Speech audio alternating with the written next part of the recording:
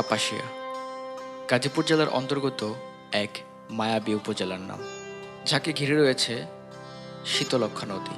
শীতলক্ষ্যার তীর ঘেঁষা কাপাসিয়ার ইতিহাস প্রায় 200 বছরের। সংস্কৃত বা হিব্রু ভাষায় তুলার অপর নাম হল কার্পাস। খ্রিস্টীয় প্রথম শতাব্দীতে এ অঞ্চলে প্রচুর পরিমাণে কার্পাস বা তুলা উৎপাদিত হতো বলেই এই অঞ্চলের নামকরণ করা হয় কাপাসিয়া।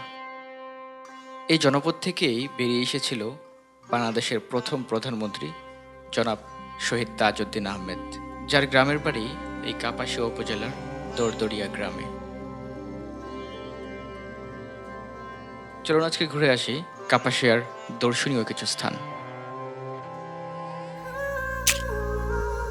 প্রিয় দর্শক, ঠিক এই মুহূর্তে আমরা রয়েছি কাপাসিয়া বাজারে।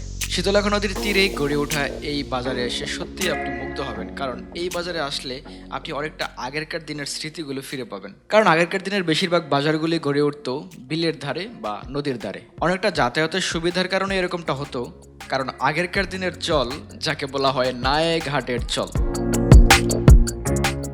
এখানে রয়েছে কাপাসিয়া খেয়াঘাট। বিকেলবেলা এই জায়গাটি অসম্ভব রকমের সুন্দর হয়। আপনি এখান থেকে নৌকা নিয়ে এই শীতলক্ষ্যা নদীতে ঘুরতে পারবেন।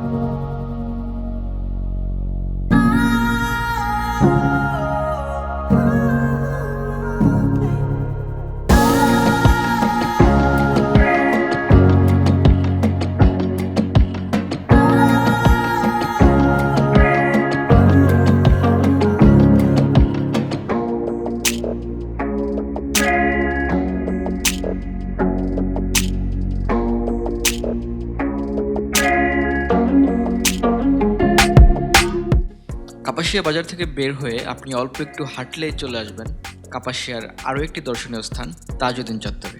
বাংলাদেশের প্রথম প্রধানমন্ত্রী ও মুক্তিযুদ্ধের অন্যতম সংগঠক তাজউদ্দিন আহমদ স্মরণে এটি নির্মাণ করা হয়।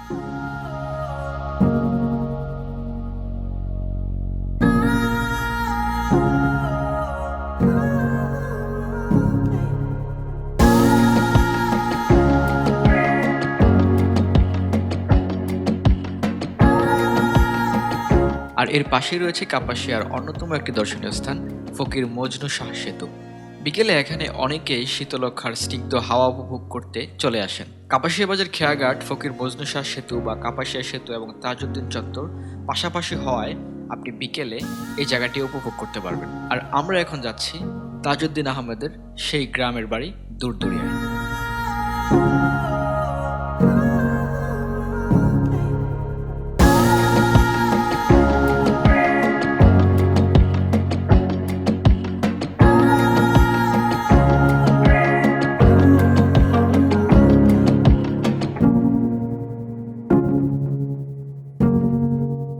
হ্যালো প্রিয় দর্শক, ঠিক এই মুহূর্তে আমি আছি বাংলাদেশের প্রথম প্রধানমন্ত্রী জনাব শহীদ তাজউদ্দিন আহমদের বাসার সামনে। চলুন তার বাসাটা একটু ঘুরে থাকি এবং তার স্মৃতিগুলো করাতে থাকি।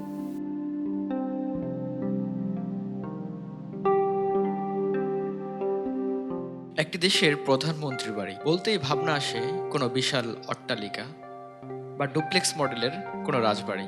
বাড়ির চারপাশ জুড়ে বিশাল নিরাপত্তা প্রাচীর। আসলে তেমনটি নয়, খুব সাদামাটা জীবনযাপন করতেন বঙ্গতাজ তাজউদ্দিন আহমেদ। তার সেই পুরনো ভিটাতে গড়ে ওঠা এই মাটির দোতলা বাড়িতেই তিনি বসবাস করতেন। বর্তমানে এই বাড়ি দেখাশোনার দায়িত্বে যিনি রয়েছেন তার সাথে আমরা কথা বলেছিলাম। তিনি আমাদেরকে ধারণা দিচ্ছিলেন এই বাড়ি, ঘর, গাছপালা, পুকুর এই সম্পর্কে। আঙ্কেল, এই ঘরের তাজউদ্দিন আহমেদের ঘর তো এটা, তাই না? জি জি জি। আচ্ছা, আর ওই যে আশপাশের ঘরগুলো, বাইরের যে ঘরগুলো আমরা দেখে আসলাম, ওইগুলি মনে করেন উত্তরের ঘরটা, তো ওইটা একটা বৈঠকখানা।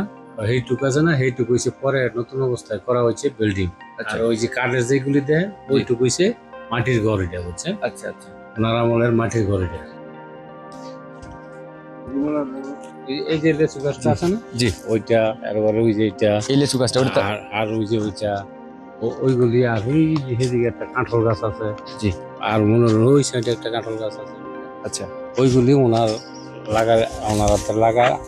আর এইসব গাছগুলি যা দেখেন না, জি, নারকেল গাছ, সুপারি গাছ, জি, এই আম গাছ, ওইগুলি জোহরাতাজ দিন লাগাই থেকে গেছে। তাই না? পুকুরটা হেনে একটা ছোট একটা পুকুর ছিল, পুকুরটা দেখেন। তাই দি সব থাকতে উনি পরে যারা জোহরাতাজ দিন পরে এই পুকুরটা ধরে এটা পুরাটা কাটাইছে নাই।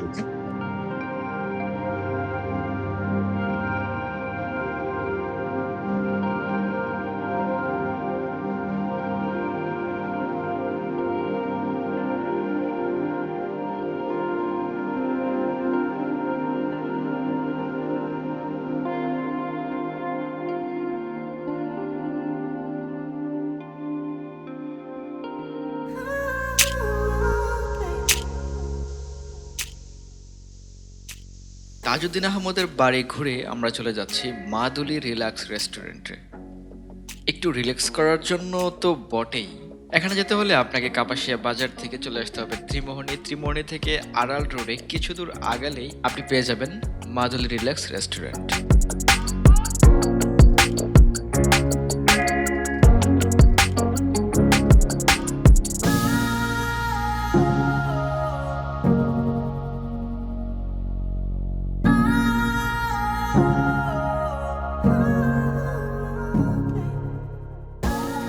অত্যন্ত চমৎকার প্রাকৃতিক পরিবেশে ঘেরা এই রেস্টুরেন্টটি দেখে আপনি মুগ্ধ হতে বাধ্য হবেন। এখানে বসলে বিলের হাওয়া খেতে খেতে কখন যে একটি বিকেল পার হয়ে যাবে টেরই পাবেন না। সে সাথে রেস্টুরেন্টের চমৎকার ডেকোরেশন আপনার দৃষ্টি কাড়বে।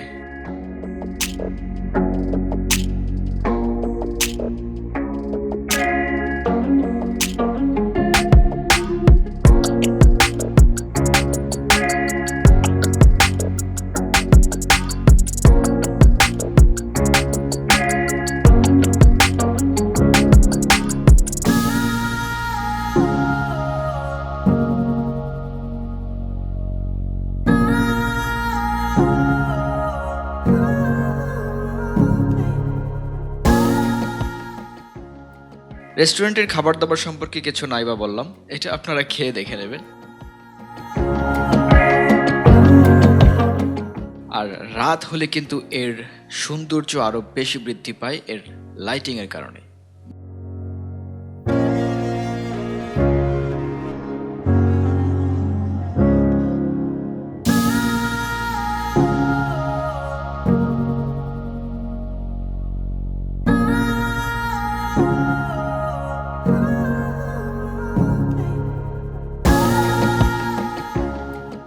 মাধুরী রিল্যাক্স রেস্টুরেন্ট থেকে বিদায় নিচ্ছি, দেখা হবে অন্য কোনো ভিডিওতে।